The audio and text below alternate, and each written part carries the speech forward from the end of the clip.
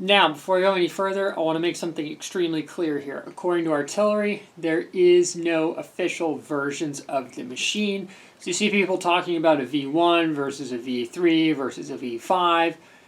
That's all community created. That is not officially from Artillery. Technically speaking, it is just the Artillery 3D Sidewinder X1. And for better or for worse, that's pretty much just the way it is. So let's actually dive in deeper and closer up on these. And we'll start off with the first generation machine, which saw a lot of use and might look a little rough around the edges, and I'll explain why.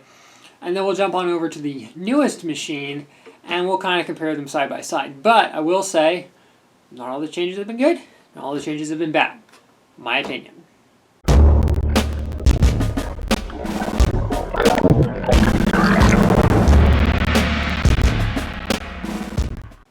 Hey everyone, so on this episode of Make It with Calvin, we're comparing an early model versus a current model, Artillery 3D Sidewinder X1.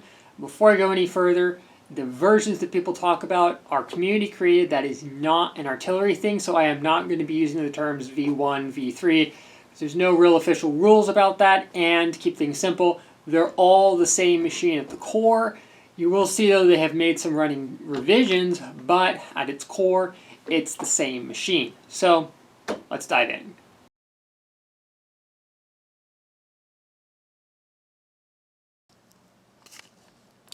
Okay, so I'm doing this handheld, so bear with it, and please ignore the dust on here. I tried to clean it off a little bit, but this poor machine has been sitting in storage for a long time, so that's what's up with that. But to start off with, the 30-pin cable on the original machine had this funky bent route, and I did have to replace the cable because I managed to rip the contacts off the bottom of the cable using the carpet in my car. It was really bright move on my part, but that was my own doing.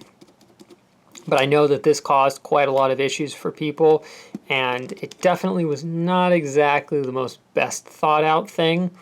One other thing is they used these original kind of like the spiral style couplers, and they had a rigid mounting for the nuts, and that has changed. Now, one thing that I will say, disclaimer, I've had no issues, but I'm not saying it can't happen. They had originally used this braided wire loom here for the heater for the bed, and you know, it worked fine. Some people complained that it could catch on the back here and, oh, it was causing issues with the machine. But quite honestly, I don't entirely see how that could happen. I had to physically put that there. But whatever, people are people. Another thing is they originally had just a plain glass bed. I have a magnetic sheet on here. No big deal. Personally, I'm more of a fan of plain glass because you can put whatever you want on top. Everybody's different, so no big deal there. Another thing is they originally used 3D printed parts for the covers.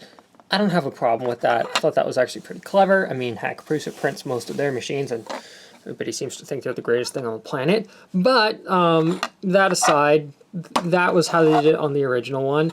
And they also used a two-piece, and the heatsink designs varied, but it doesn't matter. They used a two-piece design for the extruder for the heatsink, so you had the heatsink separate from the mounting plate. They also switched from a threaded to a threadless, which I actually think was a good idea. Heat break design's a little bit easier to work with, but just something to keep in mind there.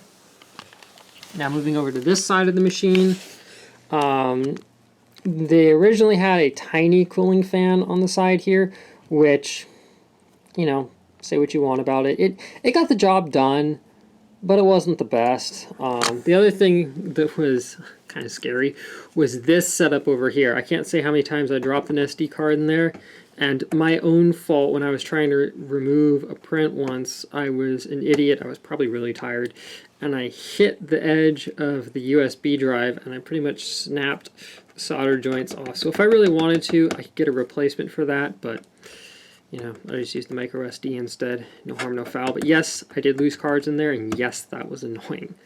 One last thing is, and I can't remember either way, so I'm not going to say either way, but I'm pretty sure that they changed the arrangement of the pins on here to send the power over more of the pins over to the Hotend assembly.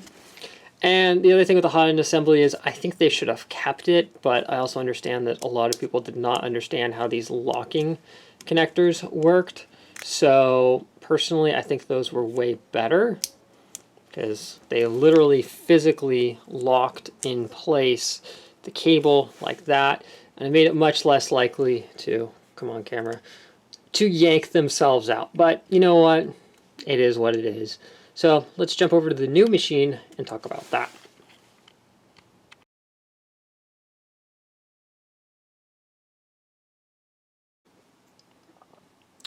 All right, here we are at the new machine, and right off the bat, ignore the filament sitting there. You'll notice that this cover here now is injection molded, which looks quite nice. It's a little hard to see in there because I'm not going to pop the cover off, but they did get rid of the locking style connector in there. Like I said, I'm more of a fan of that, but that's just personal taste. I'm happy to report that after doing the dielectric grease, and even before doing the dielectric grease, I haven't had any problems, but I will make sure before I print to just gently push the cables in there. Just take a minute to go, oh yes, is my cable, you know, sitting totally cockeyed like that? Oh no, it's not, because, you know, that whole thing. Point is, check your connectors regardless of the machine and regardless of type. Okay, rant over. Moving on down, we will notice that they have made the 30-pin cable run straight into the bottom here, which is really, really, really, really, I can't say it again, really nice as compared to the other one, which was a convoluted mess. Moving on over to the build platform, it has the silicon carbide surface on it. Now personally, in an ideal world, I actually wish this was aluminum plate and then you clip the glass on top of it, because the problem is with it being a one-piece design, a lot of people will dig their nozzles into the bed. I know my bed is grody. I know I'm touching it. I'm going to clean it. Don't worry. The problem is they will dig the nozzle into the bed and just fuse the print on there, and then when they try and rip it off, they'll literally break a chunk out of the bed. So I personally wish that this was a removable one, but whatever. Also, while we're down here is the ever controversial cable cover. I've seen and heard that the supplier for the heated bed heaters has now switched back to the loom. Like I said, I haven't had any problems with this. I'm not denying that it can't happen, but I've also printed with both my X1 and my Genius, which both have this same cable thing on it. Have not had any problems with it, so, you know, take it to be what you want. It's kind of like with me and ribbon cables. You know, no real problems to report there, but like with anything, it's, you know, just keep an eye on it. If it concerns you, keep an eye on it, but I'm not saying printing a cable chain is going to fix anything either, so whatever.